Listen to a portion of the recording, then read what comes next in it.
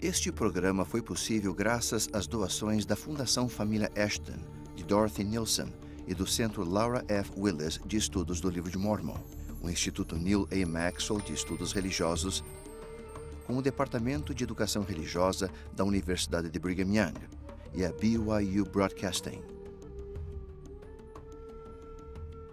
Apresenta.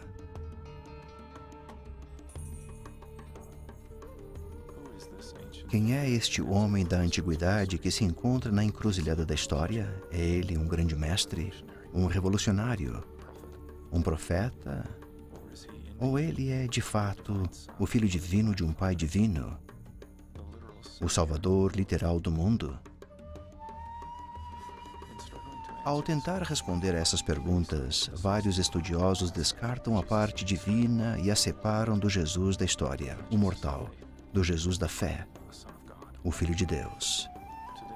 Atualmente, os estudiosos santos dos últimos dias tentam combinar história e fé, erudição e revelação moderna, a fim de obter uma compreensão mais completa sobre quem Jesus foi, quem ele é.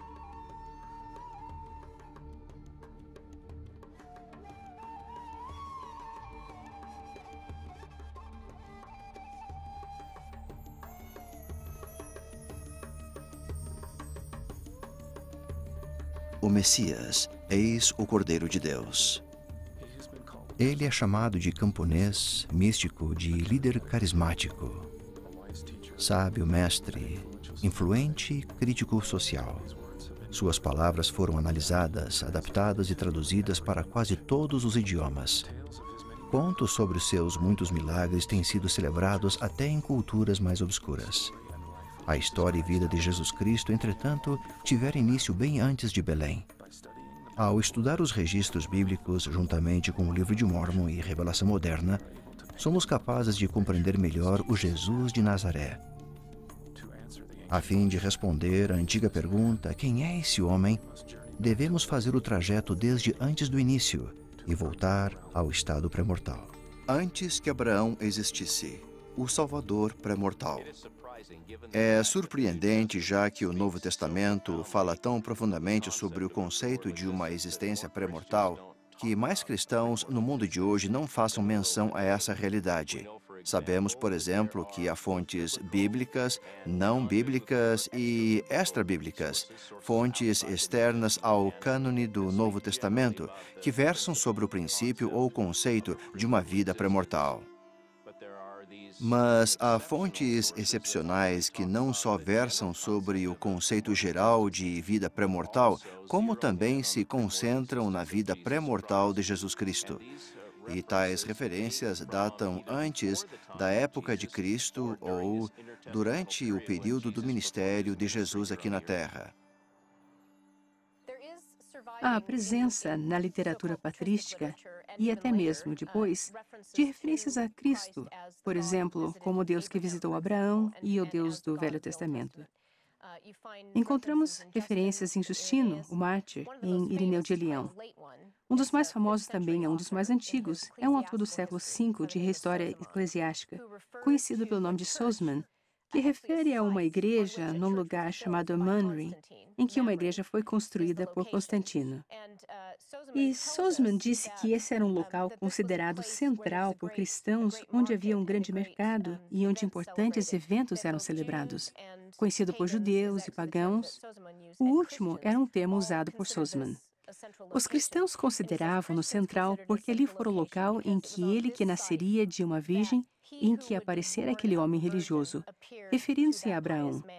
Então era uma referência bem explícita da crença de que Cristo, de fato, era o Deus que visitara Abraão. O hino ao Verbo.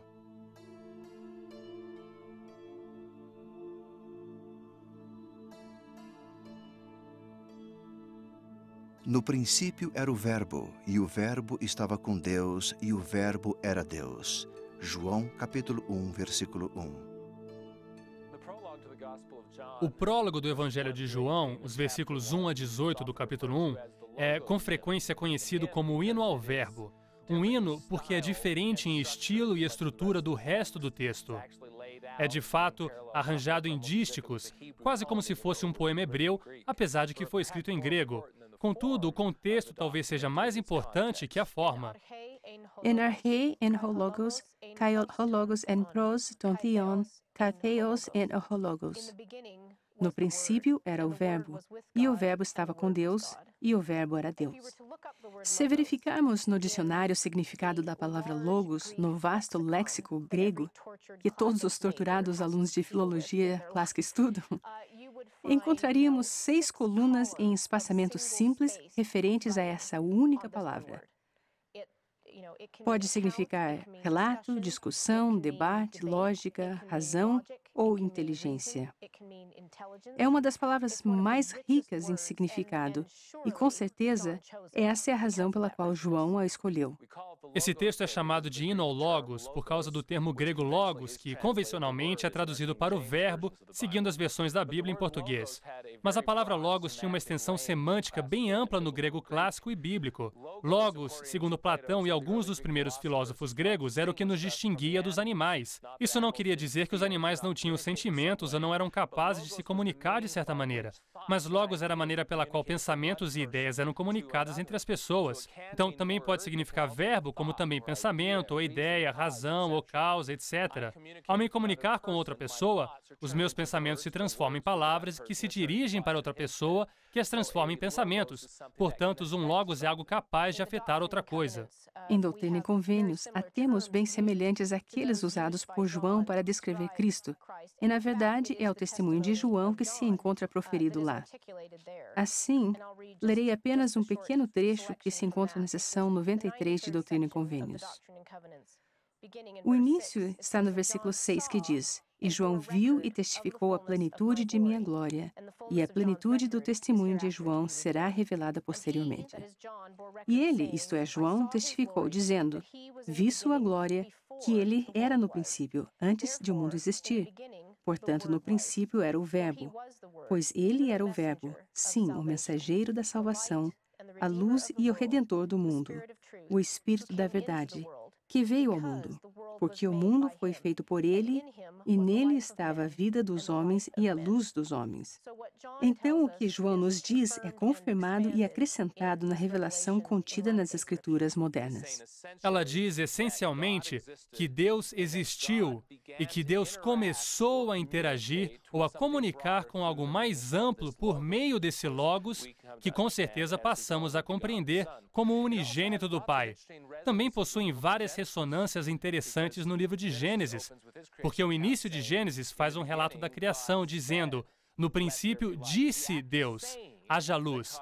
Foi o ato da fala que causou o surgimento da luz. Assim, um leitor astuto faria a associação, pressentiria o eco na expressão o verbo, que vem do grego em João 1:1. E é claro, tanto na tradução grega do Gênesis, como no original em hebraico, ambos têm o sentido de logos. Também há um trecho interessante no livro de Hebreus. Nessa passagem do capítulo 1, o autor diz que Deus falou muitas vezes e de várias maneiras ao seu povo de Israel por meio de profetas. E então ele faz uma analogia surpreendente. A nós falou-nos nestes últimos dias pelo Filho, a quem constituiu o herdeiro de tudo, por quem fez também o mundo. Algumas traduções dizem universo, como a Nova Versão Internacional. Outras usam outros termos, mas a ideia é que o Jesus que transmite a palavra de Deus, na época em que aquela carta foi escrita, é o mesmo Jesus que foi o Criador do mundo e do universo.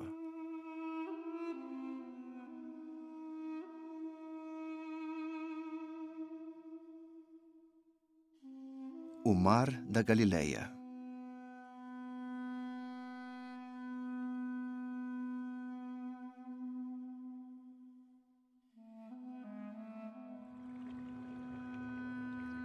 Galileia. O Mar da Galileia. Nossa, como adoro visitar esse lugar, a Galileia. Até mesmo o nome relembra inúmeras histórias do Novo Testamento que adoro. De Jesus, andando ao longo da costa e chamando os pescadores que jogam suas redes ao mar. Vem e segue-me. e de redes repletas de pescas milagrosas. E uma das histórias que eu mais adoro deve ter acontecido num dia como este, um dia tempestuoso, quando uma tempestade inesperada caiu de forma violenta, como geralmente ocorre no oeste lá em Tibério. E Jesus, estando na popa do barco, em meio à tempestade, repreendeu o vento e disse ao mar: "Cala-te, aquieta-te." E o vento se aquietou, e houve grande bonança. Marcos então nos relembra da interessante reação dos discípulos quando isso ocorreu. Ele diz: "E sentiram um grande temor, e diziam uns aos outros: Mas quem é este que até o vento e o mar lhe obedecem?" Os discípulos seguiam-no há meses e haviam presenciado Jesus realizar vários milagres. Curar o enfermo, dar visão ao cego e até mesmo reviver um homem. E ainda assim eles sentiram um grande temor quando perceberam que aquele homem que os convencera a abandonar as redes para segui-lo possuía poder sobre os elementos. Eventualmente, eles compreenderam que os elementos e toda a criação obedecem a Jesus, porque ele é o próprio Deus da criação.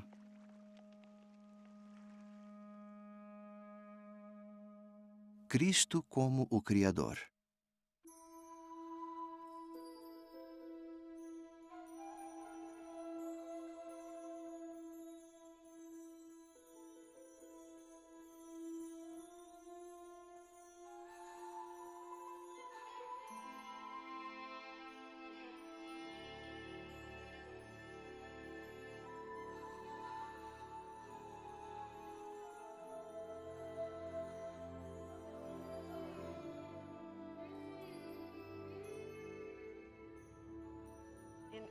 No primeiro capítulo de Colossenses, começando no versículo 12 até o 19, o autor diz que Jesus Cristo é a imagem do Deus invisível, o primogênito de toda a criação.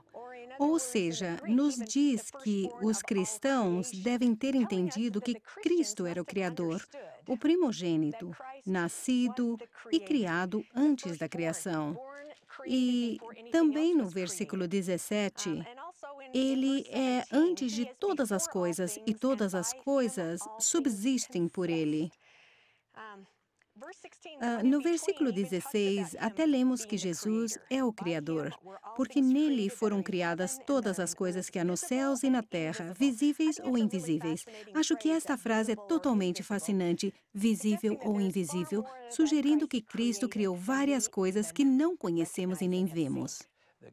No grego é ta orata kai ta aorata, e eu traduziria essa frase como o que vi e não vi. O que Paulo faz é ver o mundo de uma maneira diferente da conhecida naquela época, dividido em duas partes. Uma parte constava do que era visto, dos objetos e coisas que podiam ser vistos, mas havia outra parte, também real, composta de poderes que modelavam e dirigiam a história, invisível ou não vista por nós. São os tronos, principados, domínios, esses tipos de poderes, e o que o profeta nos diz é que Jesus não era sujeito a essas influências ou poderes invisíveis, porque ele realmente era o Criador de tudo. No capítulo 7 de Moisés, por exemplo, quando Enoque recebe revelação da história do mundo, ele vê a crucificação de Cristo. E todas as criações de Deus choraram. E a terra gemeu, e as rochas partiram-se. Então não é só esta terra, e sim todas as criações de Jesus Cristo, como representante de seu Pai Celestial, sofreram com o sacrifício expiatório de Cristo. O livro de Mórmon nos ensina claramente que o conceito de Jesus Cristo como Criador deste mundo e de outros mundos existiu antes da época de Cristo. No capítulo 3, versículo 8 de Mosias, lemos as seguintes palavras de um anjo ao rei Benjamim. E ele, o Salvador, chamar-se-á Jesus Cristo, o Filho de Deus, o Pai dos céus e da terra, o Criador de todas as coisas desde o princípio, e sua mãe chamar-se-á Maria. Nessa passagem, é claro que não só o anjo, como suspeito, todo o povo do livro de Mórmon compreendeu que o Deus do Velho Testamento, que acreditamos ser Jesus Cristo, foi o Criador da terra e tudo o que nela existe.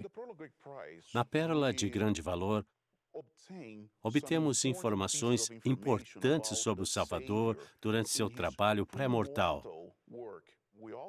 Também encontramos o relato de uma das conversas de Abraão com o Senhor. E um dos aspectos marcantes é o fato de Abraão interagir com o Salvador pré-mortal. Ele se apresenta dizendo: "Meu nome é Jeová." Abraão também diz que o Senhor pôs a mão sobre meus olhos e eu vi aquelas coisas que suas mãos haviam feito. E eram muitas, e elas multiplicaram-se ante meus olhos e não consegui ver seu fim. Essa é outra perspectiva. Não só que Jesus Cristo era Deus antes desta vida, mas que Ele é o Criador de mundos incontáveis, Ele não era um iniciante, e que esta terra em que vivemos e as experiências que temos aqui não são, de fato, nada de novo nas eternidades. E que o Senhor não está realizando experiências conosco, esperando que algo de bom resulte do plano de salvação. Não, Ele havia feito isso inúmeras vezes. Ao usarmos o telescópio Hubble, vemos várias imagens inacreditáveis de inúmeras galáxias que acabaram de ser criadas pelo Salvador. Em Abraão 3:12, lemos como tudo isso ocorre, e ele mostra-lhes mundos sem fim, e Abraão não consegue ver o fim de tudo que era criado.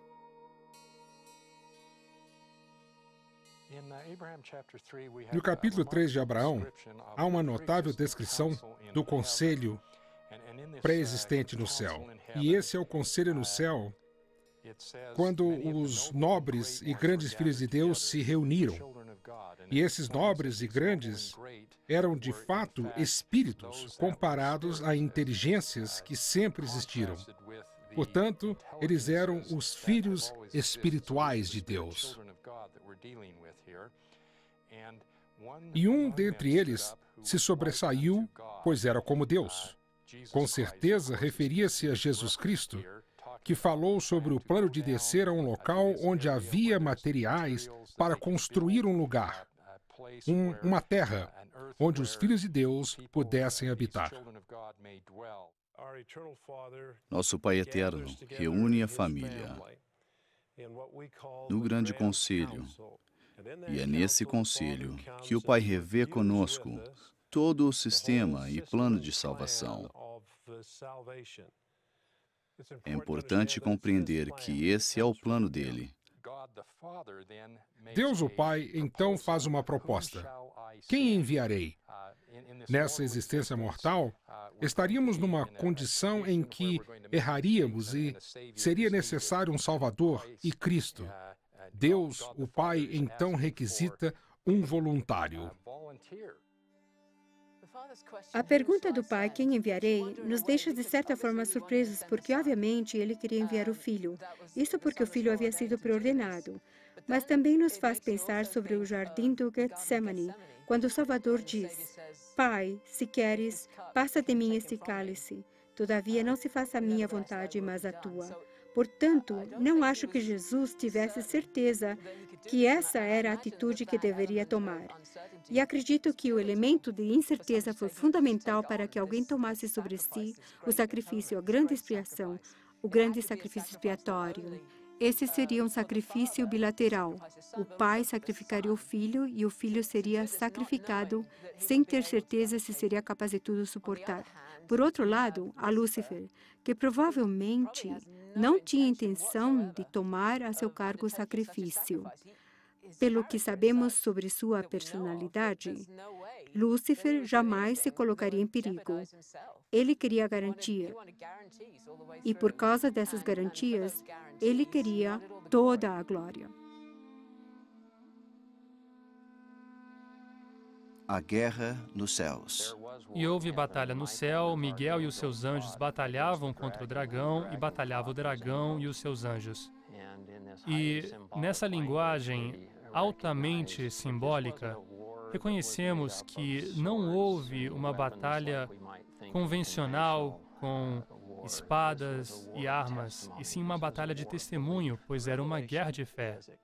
Apocalipse é um livro extremamente simbólico, mas esse simbolismo nos confunde. Isso porque nas visões de João, ele realmente vê coisas que, francamente, são associações impossíveis no mundo real. E o que temos de compreender é que a revelação não foi dada aos olhos, nem a caneta ou o pincel, mas sim a mente. É uma charada que nos força a extrair o sentido da revelação. Satanás é retratado como um dragão ou uma serpente, um simbolismo bem interessante. E, frequentemente, me sinto curioso em saber o significado disso, porque o Senhor usa todo tipo de simbolismo quando está falando. E o grande dragão, com certeza, é um dos símbolos de Satanás, como lemos no versículo 9. A antiga serpente chamada o diabo. Isso não quer dizer que não devemos retratar Satanás como um dragão, uma cobra ou uma serpente. Esse é o símbolo de quem ele é e o que ele faz. Ele destrói, é horrível e é assustador. Em sua ira, ele quer derrubar a todos, assim só conseguimos realmente ver o poder de Satanás como destrutivo. Com relação aos anjos, nós somos os anjos, sabe? Aqueles que ficaram ao lado de Deus e participaram da batalha. Nós não fomos simplesmente entidades levadas pelas ondas no mundo pré-mortal. Fomos, de fato, participantes na batalha. Tomamos partido, auxiliamos o Senhor em sua obra e ministério naquela época. Compreender que o Salvador acredita em nós e que acreditamos nele, que ele espera que façamos o que ele quer de nós, o que ele nos pede, comparado com o que fez, é tão mínimo. É uma das coisas mais fortalecedoras do Evangelho e uma das coisas que capacita todos nós a fazer a sua vontade.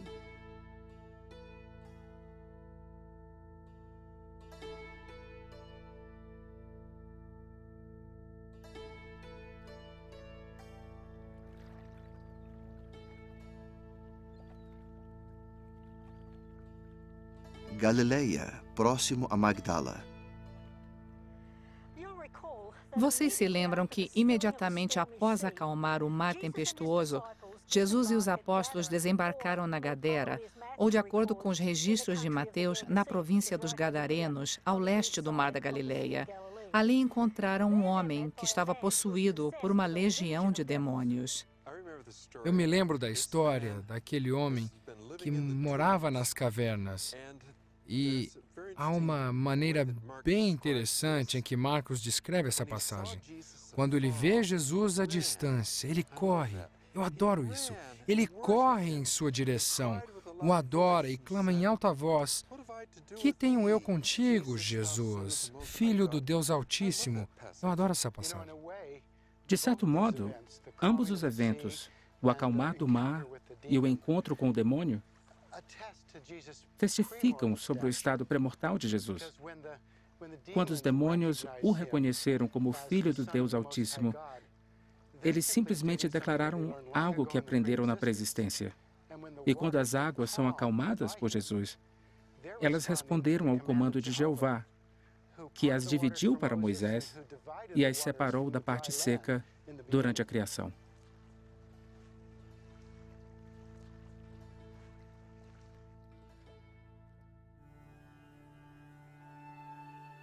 Miguel e a batalha no céu. E o dragão não prevaleceu contra Miguel, nem contra a criança, nem contra a mulher que representa a Igreja de Deus, que foi livrada de suas dores e trouxe o reino de Deus e de seu Cristo.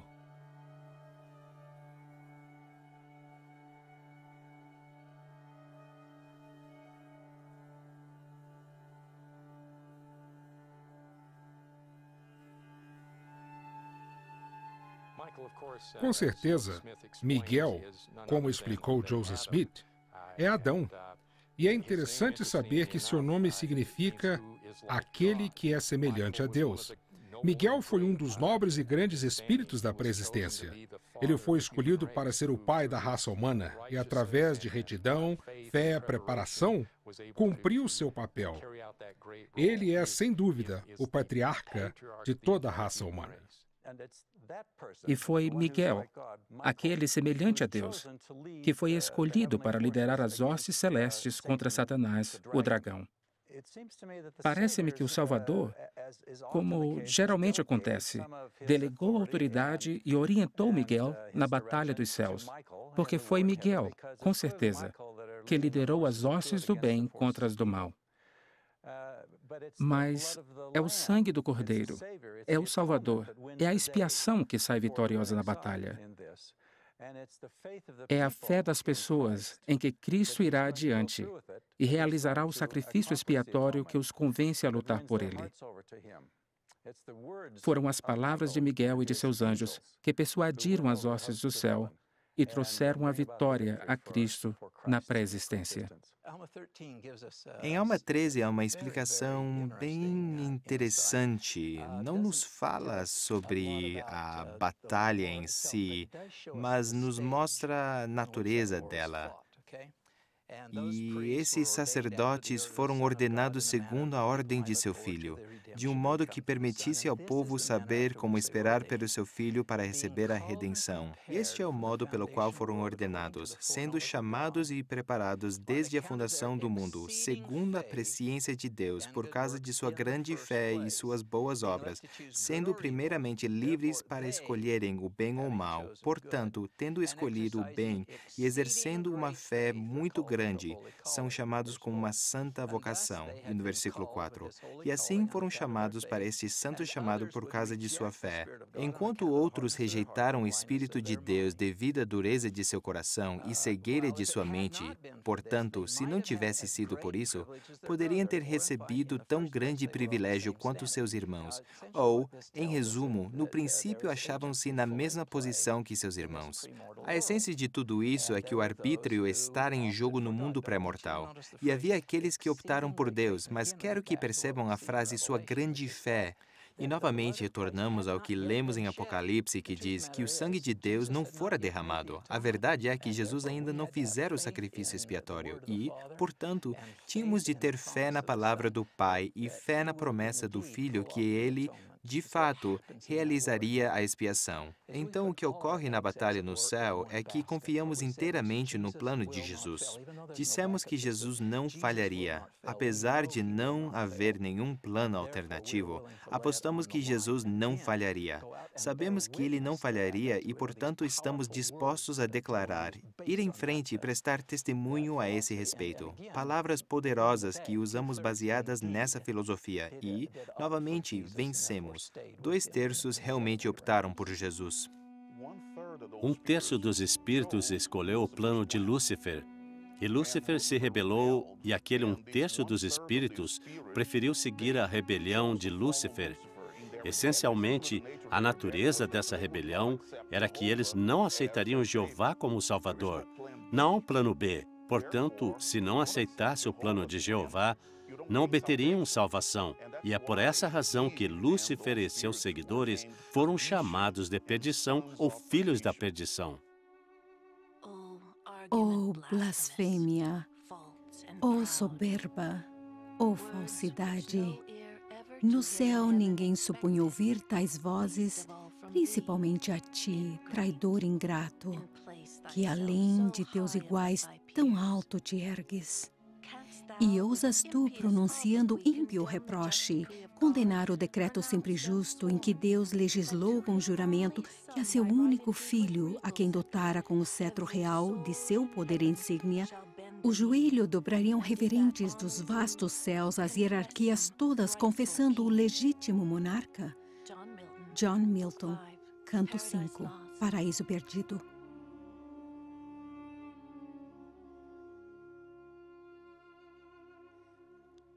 Isso é exatamente o que lemos em Abraão, que Satanás possuía um plano, que desprezaria o arbítrio, que comprometeria a liberdade. E eles foram expulsos da presença de Deus e arremessados à terra. E o Senhor permitiu que ficasse aqui e nos tentassem.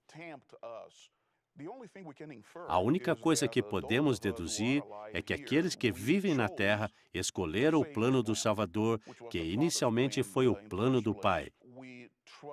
Confiamos que esse era o caminho de volta, ou o único caminho que nos traria de volta à presença do Pai, e que Jeová, de fato, se tornaria o Salvador, e que ele não falharia quando chegasse o momento certo. Cristo, o Jeová.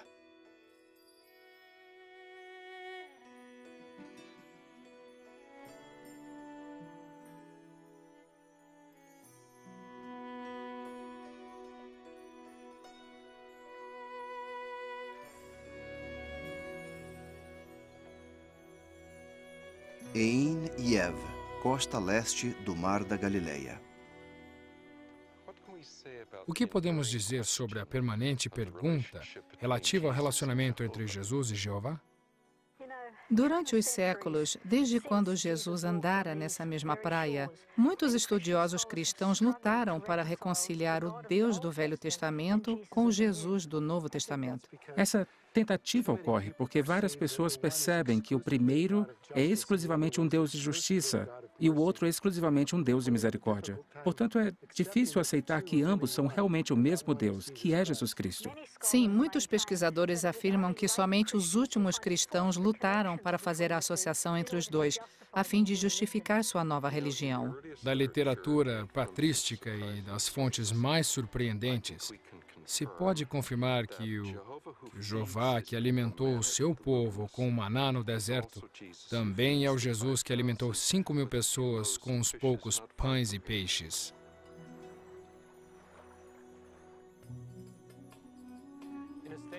Numa declaração feita por Joseph Smith, o profeta informou que o primeiro milagre de Jesus foi a criação. Parafraseando o Elder Talmage, um milagre não é a violação das leis da natureza, mas é o exercício de leis maiores as quais não compreendemos, a fim de se alcançar uma meta desejada. Isso apoia o hino ao verbo que diz que tudo foi criado pela palavra. Mas essa ideia não pertence somente ao hino ao verbo ou aos escritos de João nos primeiros textos cristãos. De fato, em alguns textos, provavelmente escritos anteriormente ao Evangelho de João, como os escritos de Paulo, há referência de Jesus como Criador. Uma das tendências de Paulo era de tomar escrituras que se aplicavam a Jeová no Velho Testamento e reaplicá-las ao próprio Jesus no Novo Testamento. Tanto Paulo como a primeira comunidade cristã acreditavam que Jesus de fato era o Jeová do Velho Testamento. Parece uma citação de Paulo ou uma alusão ao capítulo 10 do livro de Romanos, mas, na verdade, é parte de um debate mais amplo entre os primeiros cristãos. Imagine que surpresa.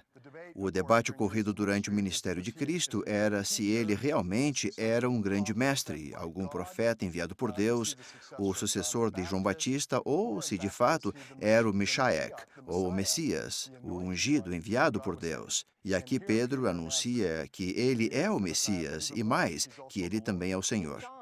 Há um registro em João, capítulo 8, versículo 58, em que, após um amplo debate com os fariseus, dentre outros que o desafiavam, diziam: "Você ainda nem tem 50 anos de idade e sugere que conheceu Abraão."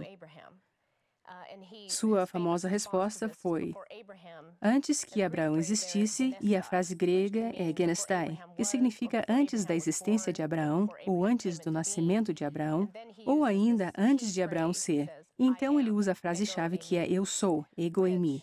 Essa é a mesma frase usada na tradução grega do Velho Testamento, do capítulo 3 de Êxodo, versículo 14, em que o Deus do Velho Testamento se apresenta a Moisés como "eu sou o que sou", e que ele devia voltar aos filhos de Israel e lhes dizer que "eu sou" me enviou a vós. Assim, ele parece sugerir, ao usar este verbo, que "eu sou" o Deus do Velho Testamento, ou "eu sou Jeová". E parece óbvio que as pessoas presentes interpretaram aquela resposta da mesma maneira, pois João nos conta que imediatamente pegaram pedras para as lançar contra ele. Ou seja, a sugestão implícita é que eles estavam se preparando para apedrejá-lo por blasfêmia, porque ele se dizia ser Jeová. A mulher junto à fonte. Acho que nas páginas do Novo Testamento descobrimos um Jesus que é tão cheio de compaixão que não consegue se conter. Ao ver alguém em necessidade, seu instinto natural é oferecer auxílio. E, ainda assim, é a mulher junto à fonte, como registrado no capítulo 4 de João, que ele revela sua verdadeira identidade. Ela fica impressionada com a habilidade de Jesus de prever o futuro, e é como se João revelasse a nós, passo a passo, a maneira como ela compreendeu quem ele realmente era. E finalmente ela diz: "Eu sei que o Messias vem." E Jesus anunciou de maneira surpreendente e assombrosa: "Eu o sou, eu que falo contigo."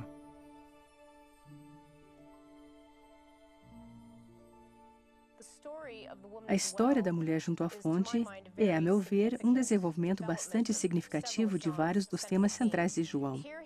Aqui ele se dirige à samaritana e, portanto, ela é vista pela comunidade judaica mais tradicional como um pária.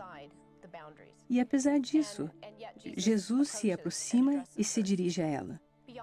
Além disso, ele também deixa bem claro em sua fala que aquela mulher era pecadora, segundo os preceitos da lei. Cristo aconselha a ir chamar o marido e ela responde: "Não tenho marido." Cristo sabe sobre o seu passado e fala sobre ele com ela, e ela diz: "Senhor, vejo que és profeta." E até mesmo após compreender a condição imperfeita e pecaminosa de sua vida, e não só da vida de uma judia, mas da vida de uma samaritana, que já estava fora dos limites da lei, não só na mente judaica, como também por causa da vida que levava, Cristo continua a conversar com ela na tentativa de convertê-la à fé. E então, quando ele diz "eu sou", além de afirmar o seu status de Deus do Velho Testamento, me parece que ele também diz algo sobre sua presença absoluta. Quero dizer isso tanto no sentido temporal como no cronológico, que o agora, este momento e todos os momentos constituem no presente. Sou o Deus totalmente presente e atual, e tanto o seu passado como o seu futuro podem ser determinados inteiramente neste momento de fé. Seu passado pode ser perdoado e seu futuro garantido se você tiver fé neste momento. Acho que a samaritana compreendeu e deixou isso bem claro, porque ao sair para informar aos outros sobre ele, diz: "Encontrei um homem que me disse tudo quanto tenho feito. Porventura não é este o Cristo?" Portanto, creio que a combinação dos poderes proféticos com a afirmação da identidade "eu sou" a convence a crer que ele é o Cristo. Os primeiros cristãos compreenderam que Jesus Cristo era o Deus do Velho Testamento. Eles compreenderam que ele possuía extrema glória e poder, até mesmo para criar a terra, e que ele precedeu qualquer outra criação. E apesar disso, ele renunciou à glória para nascer na terra como um servo, a fim de morrer por nós e levar a termo o sacrifício expiatório. Devemos fazer o mesmo que fizemos no céu. Em primeiro lugar, precisamos reconquistar o testemunho que possuímos. Em segundo lugar, precisamos viver os preceitos do Evangelho para obter o Espírito de Deus em nossas vidas. E, ao possuir o Espírito, precisamos ser fortes para fazer aquilo que fizemos antes. E o que fizemos? Testemunhamos. Testemunhamos com todo o coração e alma que Jesus é o Cristo e que Ele foi o Salvador preordenado e, no meridiano do tempo, Ele desceu à terra e fez tudo o que havia prometido fazer.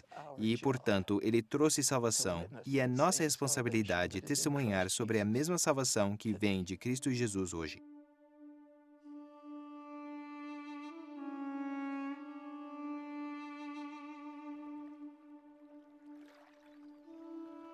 Galileia.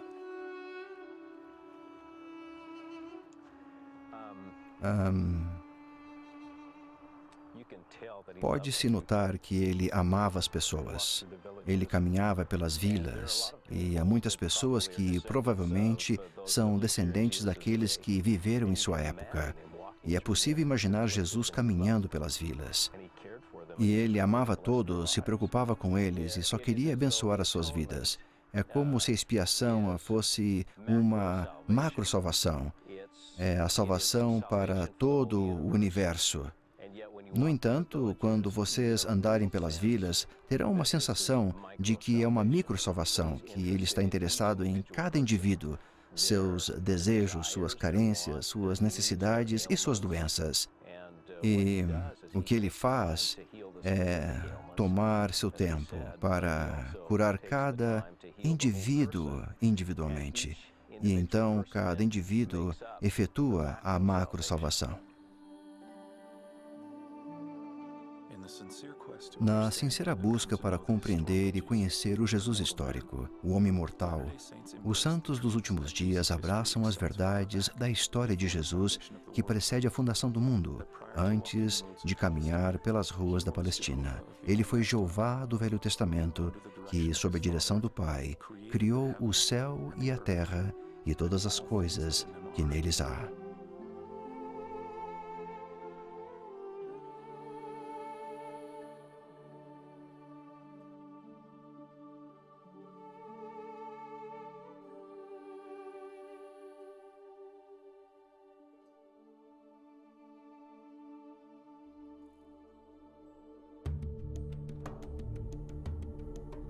O Messias, eis o Cordeiro de Deus.